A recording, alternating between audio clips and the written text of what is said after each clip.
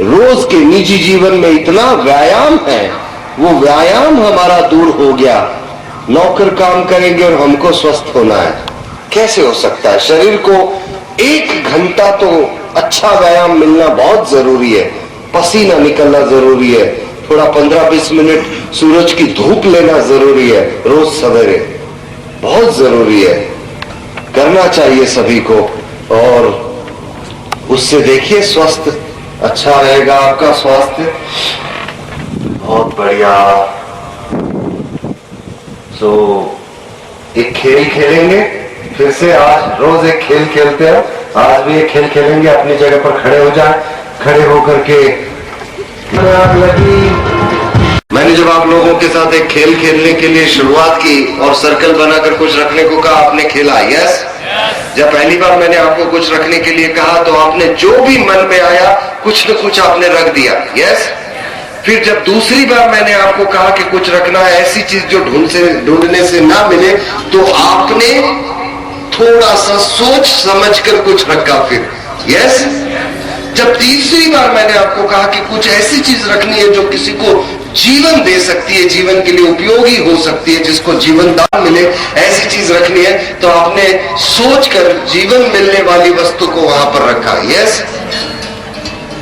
जो वस्तु आपने तीसरी बार में, जो जीवन देने वाली वस्तु है, जो आपने तीसरी बार में रखी, वो आप पहली बार में भी तो रख सकते थे, यस नो? तो क्या हम किसी सुनामी की राह देख रहे हैं, किसी अर्थक्वेक की राह देख रहे हैं, या फिर ऐसी राह देख रहे हैं कि जब तक बोला नहीं जाए तब तक हम आगे नहीं बढ़ेंगे? एक बात याद रखें, जब कुछ तीव्रता भीतर होती है व्यक्ति के, तभी परिणाम आ सकता है। जब तक तीव्रता नहीं हो, परिणाम भी नहीं आ सकता, परिणाम भी नहीं आ सकता। जो जीवन देने वाली बातें, रखने वाली बात आई, उसको हम हमेशा अंतिम में चयन करते हैं। एक बात याद रखें, समाज को यदि बदलना है तो इतनी तीव्रता होनी चाहिए कि सबसे पहले हम अपने आप को आगे रखें, अपने आप को आगे रखें। एक बात और जो मैं बताना चाहता हूं, इस धरती पर जंगल पहले से है, यस? बगीचे बनाने पड़ते हैं, इतने याद रखो। लोग पहले से हैं, दिव्य समाज हमको बनाना पड़ेगा। क्या आप चाहते हो इस समाज में शांति, सुख और आनंद आए? यस? क्या आप चाहते हैं इस रतलाम का भविष्य बदले? यस? तो उसके लिए आप ही को आगे आना पड़ेगा, और इतनी तीव्रता होनी चाहिए, कितनी? जो तीसरी बार में आपने रखा, सर्वप्रथम होना चाहिए, तब जाके वो क्रांति आएगी, तब जाके वो बदलाव आएगा। जब तक हम उठकर आगे नहीं बढ़ेंगे, जब तक हम जिम्मेदारी नहीं लेंगे, वो बदलाव आ भी नहीं सकता, वो बदलाव आ भी नहीं सकता। घर में बैठकर और सोचकर कि ये बदलना चाहिए, ये बदलना चाहिए, कभी नहीं बदल सकता, क्योंकि इस धरती पर जितने लोग रहते हैं वो सभी यही सोचते हैं।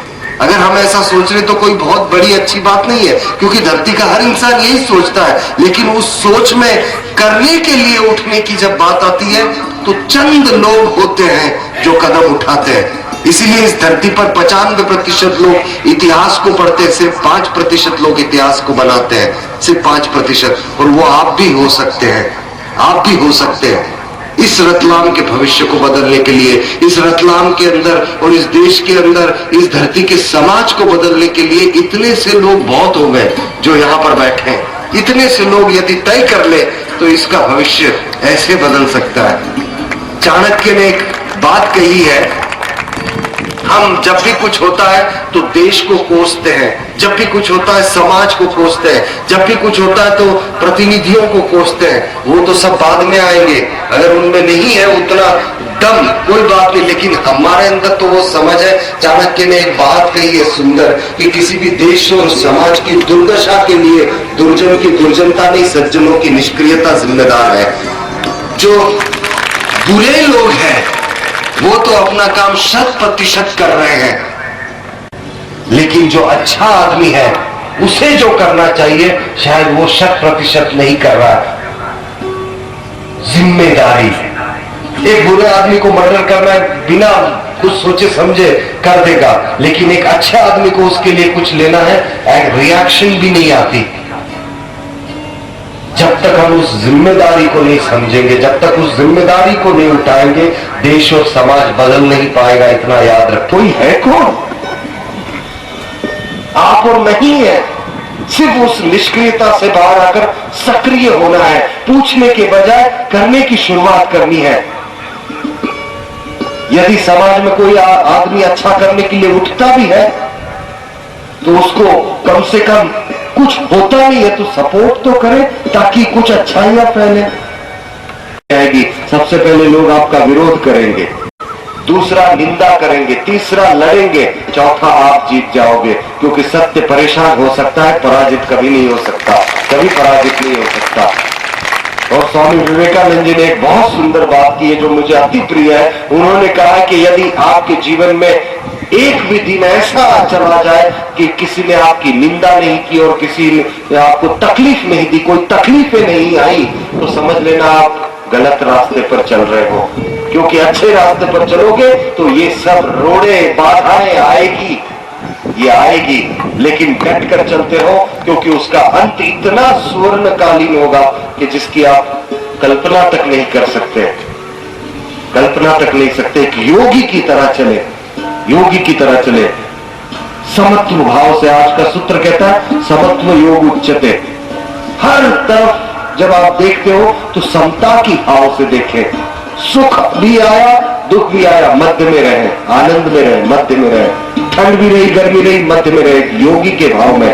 और एक योगी की तरह जब आप चलते हो इस पृथ्वी पर, तब आपको बाहर की कोई परिस्थितियां स्पर्श नहीं कर पाती।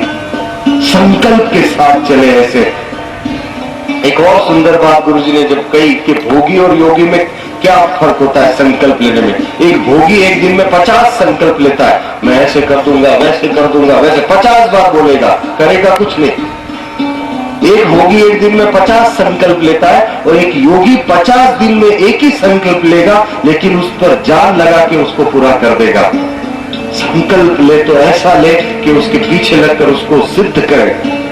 एक योगी की तरह इस योगासन और प्राणायाम को जीवन में लाए, अपने मन को मजबूत करे, अपने आत्मा को बल दे, और देखिए जीवन कितना सुंदर हम बना सकते हैं, कितना सुंदर बना सकते हैं। समत्व योग उच्चते, समता के भाव से सब तरफ देखे, हर किसी को अपना बनाकर देखे। इस जात पात और इन सब बातों से ऊपर उठकर मध्य में रहकर चले, यही योग है, यही योग है। जिम्मेदारी ले अपने इस शहर के लिए, देश के लिए, अपने समाज के लिए। Yes no, yes no. बहुत बढ़िया, तो अच्छे से